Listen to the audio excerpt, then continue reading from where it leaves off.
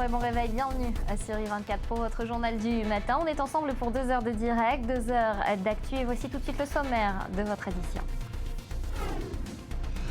Daphna Meir, infirmière de 38 ans, maman de 3 enfants, a été tuée hier devant sa fille de 15 ans par un terroriste dans la localité d'Otniel au sud de Hebron. Une chasse à l'homme a été engagée, on se rendra sur place dans quelques instants. Nom de code BIA 102474. C'est la molécule testée dans le laboratoire Biotrial à Rennes où un patient est mort hier à la suite d'un essai clinique avec ce médicament. 5 autres étant toujours hospitalisés. Un événement rarissime. 3 enquêtes sont désormais en cours pour essayer de comprendre ce qui a pu se passer. Audience aujourd'hui pour tenter de faire réviser son procès. Appel mercredi sur le volet civil de sa condamnation. Jérôme Kerviel repart à l'assaut des tribunaux et de son ancien employeur, la Société Générale. Le témoignage d'une ancienne magistrate dans un enregistrement clandestin met en cause l'entreprise. Et on régalera nos babines en fin d'édition. On parlera d'un festival pas comme les autres en Israël. La cuisine arabe en est la star, plus particulièrement les mets oubliés. Une madeleine pour certains, une façon pour d'autres de créer des ponts entre juifs et musulmans dans le pays.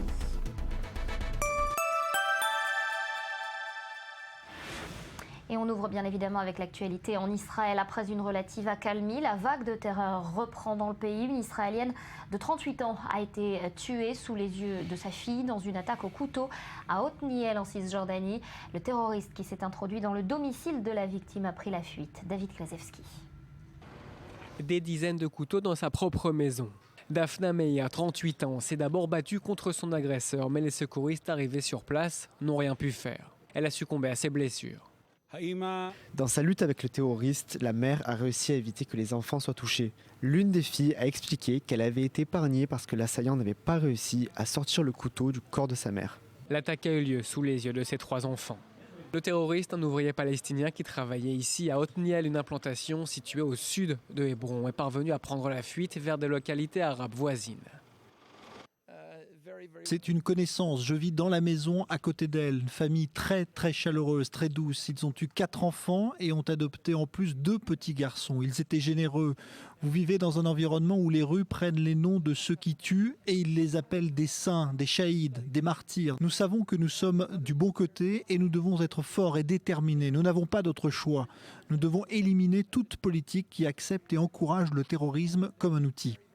Les habitants de cette région, particulièrement touchés par la récente vague de violence, sont sommés de ne pas sortir de chez eux. Un périmètre de sécurité a été mis en place alors que de nombreuses forces israéliennes sont toujours à la recherche du terroriste. Plus tôt ce dimanche, toujours dans la région de Hébron, une attaque au couteau contre des soldats a été évitée. Une Palestinienne a été arrêtée alors qu'elle était sur le point de passer à l'acte. Un autre Palestinien a par ailleurs été abattu par les forces de sécurité. Il a tenté d'attaquer au couteau un groupe de soldats à l'entrée de la ville de Naplouse. Mathias Inbar, bonjour. Alors concrètement, où et comment se déroulent les recherches de l'armée? Alors, pour répondre à votre question, où? Eh bien, dans un rayon de 2 km, on le sait, le terroriste a pris la fuite dans plusieurs villages. Il y en a 4 à 5 autour de cette localité de Otniel.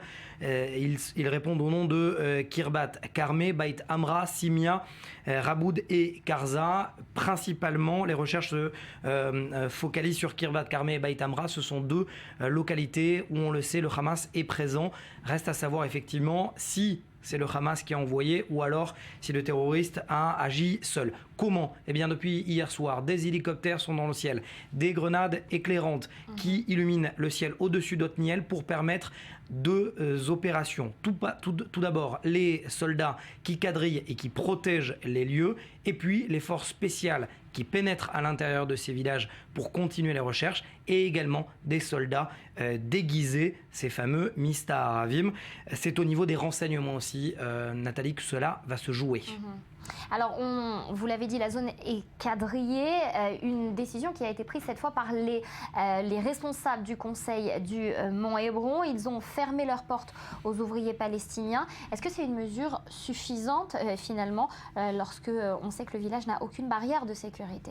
Oui et non. Alors effectivement, c'est assez rare pour le souligner. C'est l'un des seuls villages dans cette région de Cisjordanie, on le sait, au sud de Hébron, qui n'a pas de barrière de sécurité. À la place, les responsables ont décidé de mettre des caméras de surveillance. C'est d'ailleurs ce qui a déjà aidé l'armée, à savoir ce que portait, les vêtements que portait le terroriste et surtout dans quelle direction il est parti. C'est pour ça que je citais 2 villages en particulier. Maintenant, non, parce que lorsqu'il n'y a pas de barrière, un ouvrier palestinien peut rentrer et peut en sortir aussi facilement.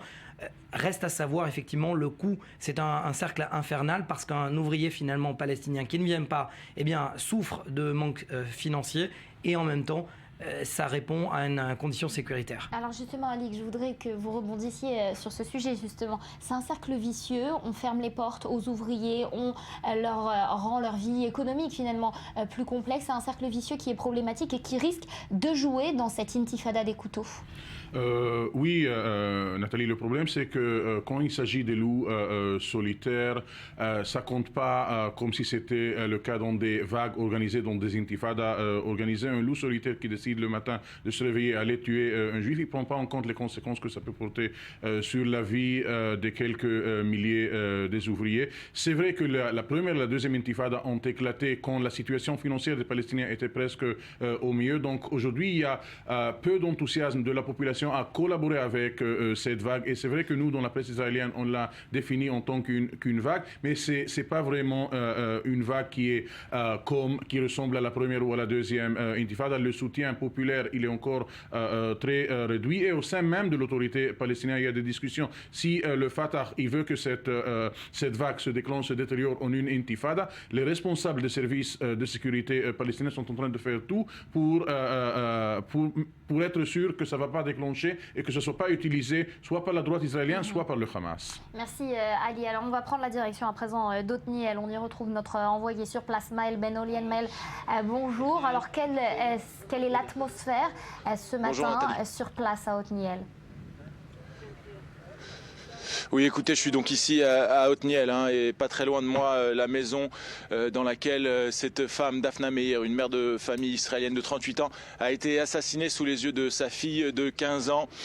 Hier à environ 5 heures de l'après-midi. C'est d'ailleurs sa fille de 15 ans qui a prévenu l'armée de cette nouvelle attaque au couteau. Donc ce matin à Otniel, une ambiance de deuil dans cette localité israélienne située au sud de Hébron en Cisjordanie. Se trouve avec moi Yochanan Montaigne. Ça fait 17 ans qu'il vit ici, qu'il connaissait bien la famille Meir. Yochanan, quel est votre sentiment ce matin? Bon, mon sentiment, il est partagé par tous les gens du Yishuv, c'est-à-dire énormément de tristesse d'avoir perdu Daphna. Et paradoxalement, nous apprêtions aujourd'hui à fêter le mariage d'une jeune fille du Yishuv ce soir à côté de Jérusalem. Donc c'est deux sentiments qui normalement sont absolument incompatibles, mais que malheureusement nous avons appris à joindre, à vivre ensemble.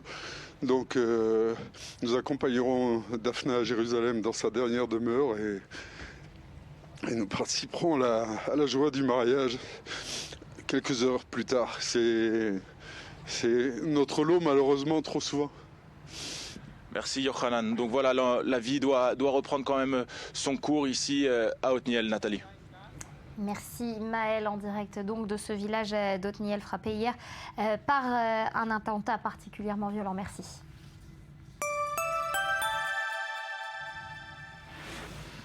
On reste en Israël et le gouvernement qui a annoncé une lutte plus importante désormais contre les trafics d'armes illicites au sein de la communauté arabe. Mathias, vous avez réalisé l'enquête. On va voir votre reportage, on en reparle juste après.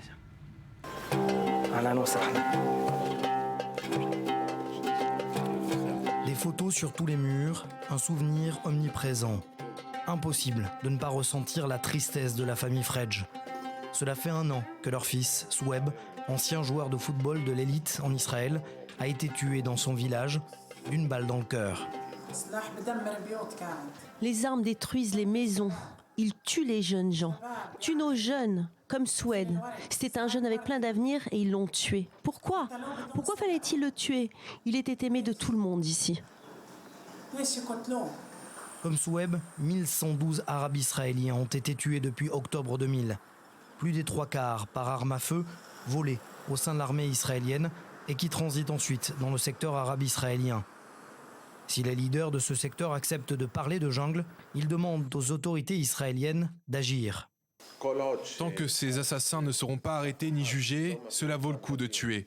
Ces jeunes considèrent peut-être que c'est un acte héroïque de posséder une arme, de tirer et de tuer sans qu'ils soient inquiétés par la police. La police a tous les outils pour trouver l'assassin de mon fils, mais elle ne veut pas faire d'efforts. Benjamin Netanyahou a beau avoir annoncé un renfort conséquent de policiers dans le secteur arabe, un trompe-l'œil pour cet ancien chef de conseil d'un village arabe israélien. Son fils a lui aussi été assassiné. 90% des meurtres dans le secteur arabe restent impunis. Presque 90% des armes qui ont servi à ces meurtres ne sont pas saisies. Aujourd'hui, c'est la jungle dans la communauté arabe. Tout le monde peut obtenir une arme. Il y a un stock permanent. Ces armes viennent de l'armée israélienne. Selon les statistiques qu'il nous montre, 50% des meurtres sont commis par 20% de la population. C'est 5 fois plus que du côté juif israélien. Kamal Ryan insiste sur ce fléau criminel laissé en l'état par la police israélienne. Des actes criminels qui pourraient bien se transformer en actes terroristes. Il y a la grille tarifaire du prix des armes, de 1000 à 75 000 shekels. Si tu veux des grenades, tu en auras pour 300 shekels. Mais si tu veux un bazooka, il te faudra 75 000 shekels. Je l'ai dit au Premier ministre, comme ce fut le cas à Harara. Celui qui tire à Kfar Qassam pourra le faire à Rosh Haïn. Celui qui tire à Tira pourra le faire à Kfar Saba. Et celui qui tire à Taïbé pourra le faire à Natania. Ce n'est qu'une question de temps. En 2014, 68% des assassins par arme à feu seraient arabes israéliens. Le responsable du meurtre de Soueb Fredj reste, lui, toujours dans la nature. Alors ces chiffres, Mathias, ils sont éloquents. 5 fois plus de crimes par arme à feu dans le secteur arabe que du côté juif israélien depuis octobre 2000. Et ces armes, elles viennent d'Israël. C'est ça qui m'a laissé de marbre, Nathalie. C'est ça qui m'a permis de mener cette enquête. Parce qu'effectivement, s'il y a autant de crimes, c'est parce qu'il y a des armes. Et ces armes, elles viennent en particulier des bases de l'armée israélienne. Alors, il y a deux sortes de se procurer. Il y a deux manières de se procurer ces armes. D'une part, de les voler. Donc de rentrer dans des bases militaires et de voler. Alors on parle de grenades, on parle de revolvers, mais on parle également d'armes à feu, d'armes de guerre, c'est-à-dire des M16, mais également, c'est ça qui m'a impressionné aussi, des bazookas. Je ne sais pas si vous voyez ce que cela pour procurer comme problème de se procurer un bazooka. Mais il y a également ce trafic d'armes, c'est-à-dire que des mafieux payent des soldats qui, eux, vont revendre ensuite les armes dans le secteur arabe. C'est exactement ce qui s'est passé, d'ailleurs hasard du calendrier ou pas, hier. 4 soldats originaires de Ashdod ont été arrêtés par l'armée israélienne parce qu'ils avaient en leur possession, dans leur sac, une dizaine de grenades explosives. Ils comptaient les revendre à des mafieux. Ah, c'est un véritable fait de société, Ali, et puis c'est au tout début de la chaîne. Hein. Oui, absolument, mais il y a pas mal d'hypocrisie dans l'attitude et dans les réactions de l'échelon politique en Israël. Vous savez, Mathias vient de parler de bazooka. Dans une rue juste à côté de nos studios, il y avait, il y a 2-3 ans, un Arabe qui a été tué par une roquette Lao, un missile Lao qui a été tiré vers sa maison. L'arme que Nashat Milham a utilisée dans son attaque à Dizengoff, c'était une arme qui était légale, c'était l'arme de son père. Mais savez-vous, Nathalie, qu'ici à Jaffa, dans les 12 dernières années, il y avait 170 cas d'assassinat et une seule personne a été emprisonnée pour être impliquée dans cet assassinat. Donc les autorités israéliennes ferment les yeux sur ce trafic d'armes dans les secteurs arabes. Quand ça commence à toucher des juifs, là tout le monde se réveille.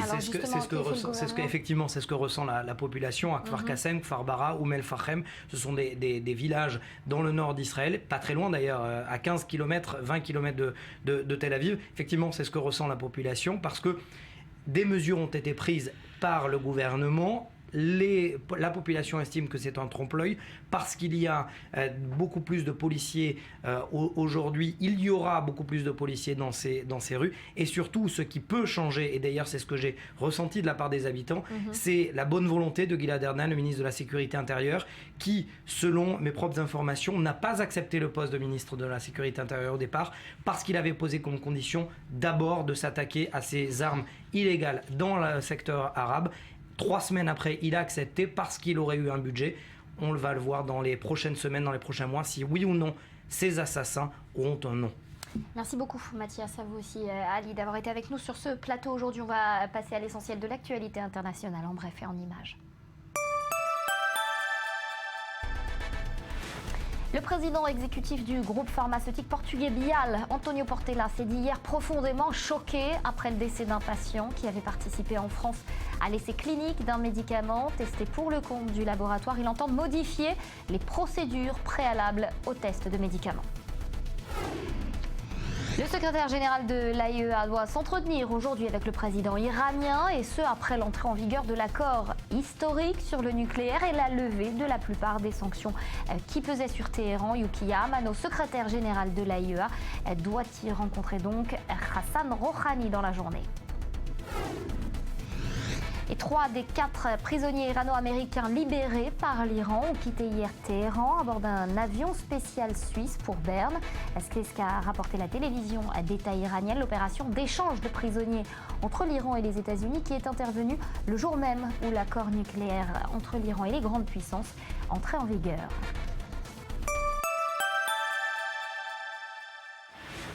Ce pourrait être le pire bilan en une seule journée depuis le début du conflit syrien. Au moins 400 civils auraient été enlevés par le groupe État islamique hier dans la ville syrienne de Deir ez-Zor.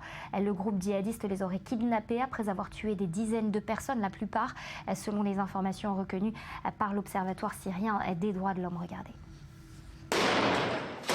Un bilan effroyable d'au moins 135 morts et près de 400 civils capturés, hommes, femmes et enfants.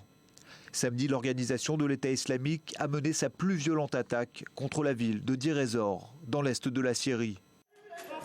Aucune image ne peut encore illustrer le massacre, mais d'après l'Observatoire syrien des droits de l'homme, au moins 75 membres des forces pro-régime, soldats d'Assad et miliciens, ont été exécutés par les djihadistes. Leurs proches auraient également été assassinés. La télévision d'État syrienne a très vite relayé la nouvelle, avançant même un chiffre de 300 civils tués dans la banlieue de Deir ez-Zor. Les otages auraient été emmenés dans des zones de la province sous contrôle de l'État islamique.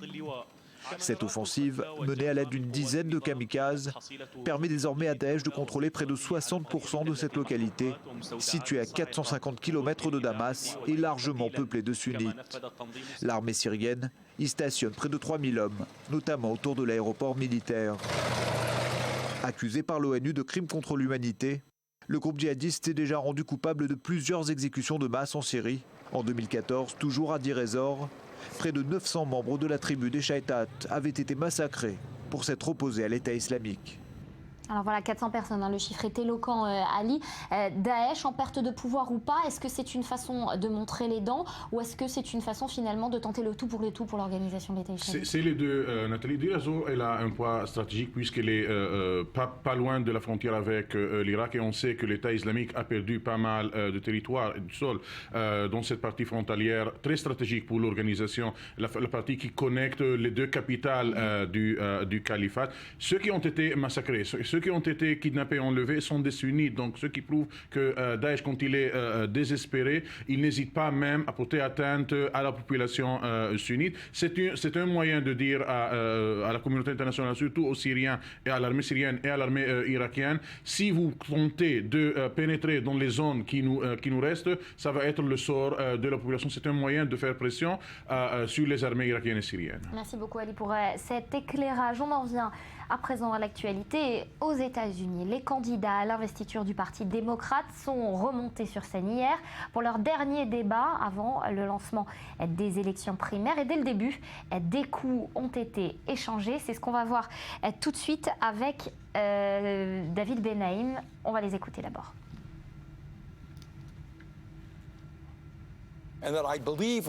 Je pense que le rapprochement dans nos relations diplomatiques avec l'Iran est un pas très positif. Donc si la question est de savoir si je veux que nos relations continuent en ce sens, la réponse est oui. Est-ce que j'aimerais ouvrir une ambassade à Téhéran demain? Non, je ne pense pas que l'on devrait faire cela. Nous devons continuer à les surveiller de près. Nous avons eu un bon jour en 36 ans et nous avons besoin d'un peu plus de bons jours avant de connaître une vraie normalisation de nos relations. Allez, direction New York, on y rejoint David Benaïm, notre correspondant sur place. David, bonjour. Alors, il était très tendu ce débat.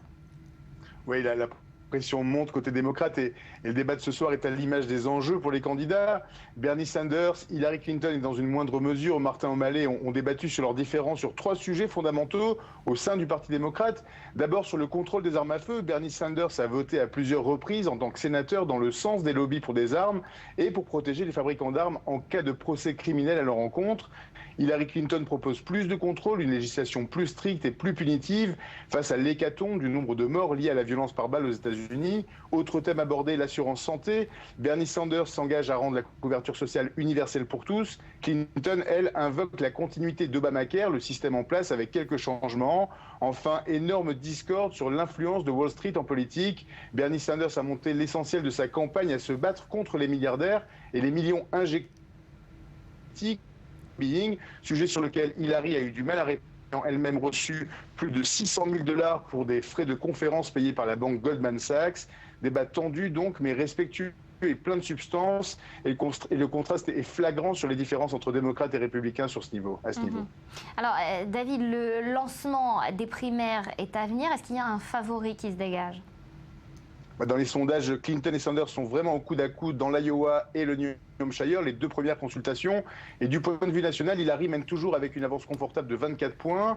Si l'élection avait lieu aujourd'hui entre l'un des candidats démocrates et Donald Trump, Bernie Sanders remporterait l'élection avec une marge très confortable.